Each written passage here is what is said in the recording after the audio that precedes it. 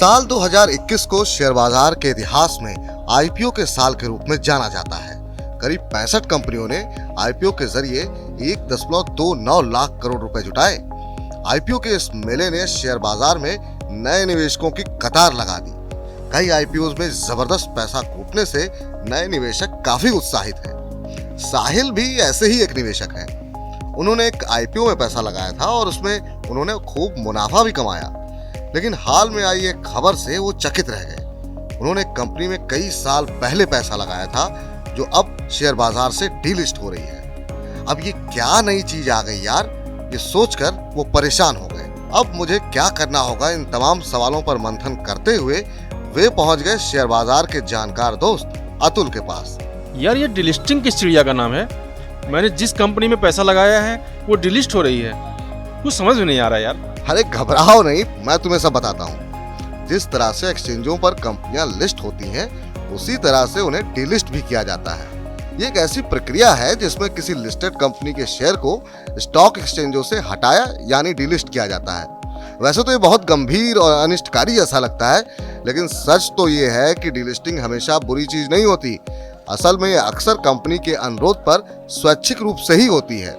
दूसरी तरफ जब कोई कंपनी बाजार नियामक सेबी की ओर से जबरन डिलिस्ट की जाती है तो इसे कंपल्सरी या अनिवार्य डिलिस्टिंग कहते हैं। लेकिन पूरा मामला समझ में नहीं आ रहा, थोड़ा विस्तार से समझाओ। अरे डोंट वरी, मैं बताता हूँ। जब कोई कंपनी स्वैच्छिक रूप से डिलिस्टिंग का ऐलान करती है तो वो रिवर्स बुक बिल्डिंग प्रक्रिया के जरिए आम निवेशकों के पास मौजूद शेयरों को बायबैक करती है। इस प्रक्रिया के जरिए आम शेयर धारकों को ये आजादी दी जाती है कि वे बायबैक के लिए उचित कीमत तय करें। जिस कीमत पर ज्यादा संख्या में बिड हासिल होता है उसे बायबैक के लिए कट ऑफ कीमत मान लिया जाता है।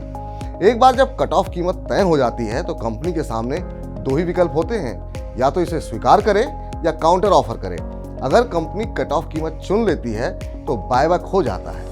कंपनी की डिलिस्टिंग को तभी सफल माना जाता है जब आम निवेशकों के शेयरों की खरीद के बाद प्रमोटर्स के शेयरों का हिस्सा कंपनी के कुल शेयर कैपिटल का 90% हो जाता है।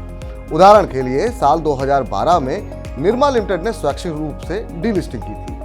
कंपनी ने माइनॉरिटी शेयर होल्डर्स की 18% हिस्सेदारी 260 रुपए प्रति शेयर के भाव पर बायबैक करनी थी। कंपनी ने नए वैल्यूएशन हासिल करने और FMCG, pharma, chemical, cement, ports, infrastructure और पावर जैसे अपने तमाम वर्टिकल की नए सिरे से लिस्टिंग कराने के लिए ये डीलिस्टिंग की थी। बाद में कंपनी ने अपनी सीमेंट इकाई नुवोको विस्टास को एक्सचेंजों पर लिस्ट कराया।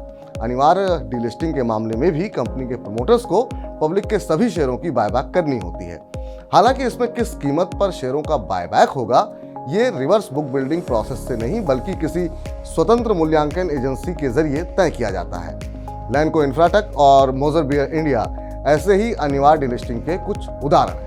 हेम सिक्योरिटीज की सीनियर रिसर्च एनालिस्ट आस्था जैन कहती हैं कि निवेशकों की प्रतिक्रिया इस बात पर निर्भर होनी चाहिए कि कोई कंपनी किस तरह से डीलिस्ट हो रही है।